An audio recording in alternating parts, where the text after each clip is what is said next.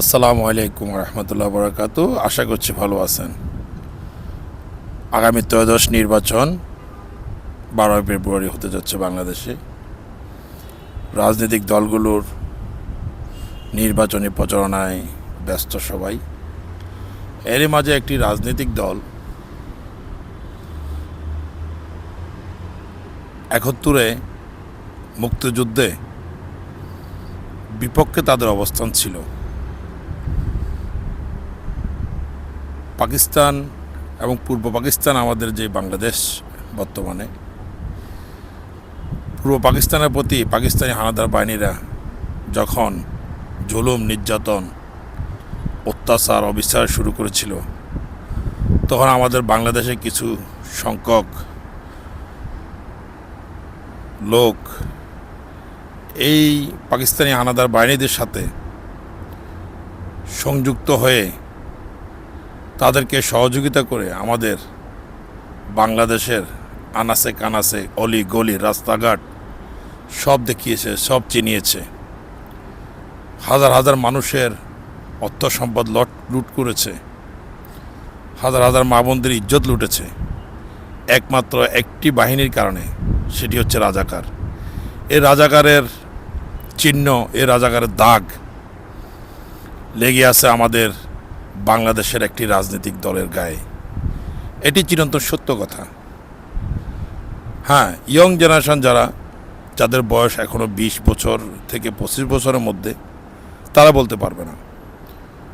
বিগত 17 বছর আওয়ামী শাসনামলে আওয়ামী লীগ যখন ক্ষমতা আসেন, তখন যাদের বয়স 5 বছর ছিল অথবা 6-7 বছর ছিল, এই 17 বছর আওয়ামী শাসনামলে এই ছেলেগুলো, এই প্রজন্মগুলা শুধু আওয়ামী লীগের রাজনীতি দেখেছে, আর আমাদের জাতীয়বাদী শহীদের আদর্শের যে দল বিএনপি, এই বিএনপিকে দেখে নাই।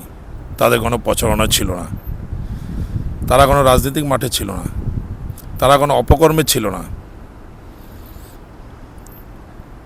এই প্রজন্মটা বিএনপি, জাতীয়তাবাদী পরিবার, জাতীয়বাদী দল সম্বন্ধে অবগত না, জানতো না, চিনত না। শহীদ প্রেসিডেন্ট জিয়াউর রহমান স্বাধীনতার যেমন ঘোষক,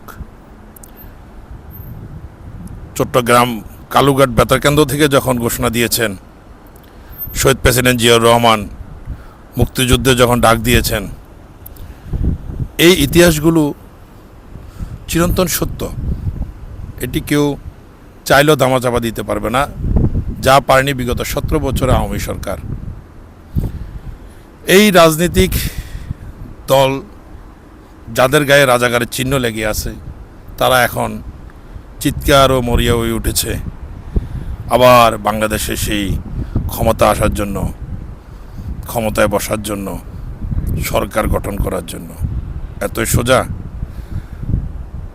20 থেকে 25 বছর প্রজন্মের ছেলেপেলেগুলো, তরুণদেরকে, এই প্রজন্মকে দিয়ে তো আপনারা আর রাজনীতিতে ক্ষমতায় যাওয়ার দুঃস্বপ্ন আপনারা করতে পারেন না।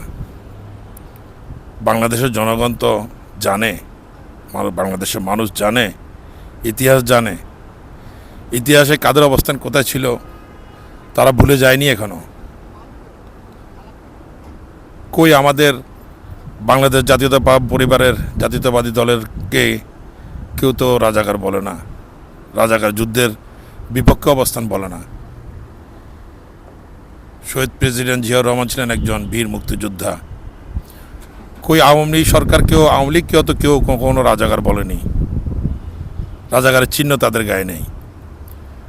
যে দলটি আজকে বাংলাদেশে রাজনীতিক নিয়ে যে প্রপাগান্ডা ছড়াচ্ছে, যে ভুল ভ্রান্তি বোঝাচ্ছে, গ্রামে গঞ্জে, আনাচে কানাচে সব জায়গাতে ভুল তথ্য দিচ্ছে, ভুল বোঝাচ্ছে এবং জান্নাত এবং বেহেশতের টিকিট বিক্রি করছে, এটি বাংলাদেশের মানুষ বুঝে। এটি শক্ত জবাব দিবে ইনশাল্লাহ 12 ফেব্রুয়ারিতে। আবারও দেশ পাকিস্তানের আন্ডার যাবে, পাকিস্তান হবে, পাকিস্তানি হায়না বাহিনীদের মতো যে অত্যাচার করবে মা বোনদেরকে, তাদের যেই সহায়ক, তাদের যে সমন্বয়ক, তাদের যে সাথে যারা কাঁধে কাঁধ মিলিয়ে আমাদের দেশের মা বোনদের ইজ্জত লুটেছে যে রাজাকার বাহিনী, সে বাহিনী আবার ক্ষমতা আসার জন্য চেষ্টা করছে বাংলাদেশের মাটিতে। দুঃসাহস, দুঃস্বপ্ন দেখা ভালো না। এগিয়ে যান, সামনে ভবিষ্যতে ইনশাল্লাহ আপনাদেরকেও রাজপথে দেখব ইনশাল্লাহ। ক্ষমতা যাবেন, এখন না, আরও পরে, অনেক পরে, আরও মিনিমাম 20 থেকে 25 বছর পরে ইনশাল্লাহ আপনারা যদি ক্ষমতা যেতে চান, ইনশাল্লাহ আপনাদের কার্যক্রম যেভাবে এখন চালিয়ে যাচ্ছেন চালিয়ে যান। তবে রাজাকারের চিহ্ন, রাজাকারের দাগ যেটি চিরন্তন সত্য, সেটি আপনাদের গায়ে লাগিয়ে থাকবে, সেটা মাথা রাখতে হবে আপনাদেরকে। ধন্যবাদ। আবারও দেখা হবে, কথা হবে ইনশাল্লাহ। 12 ফেব্রুয়ারিতে ইনশাল্লাহ নির্বাচনে জয়ের মালা নিয়ে আমরা আসবো ইনশাল্লাহ। বাংলাদেশের মানুষের গণ অধিকারের ভোট পূর্ণ হবে, গণতন্ত্রের জয় হবে, হবে ইনশাল্লাহ। ধন্যবাদ।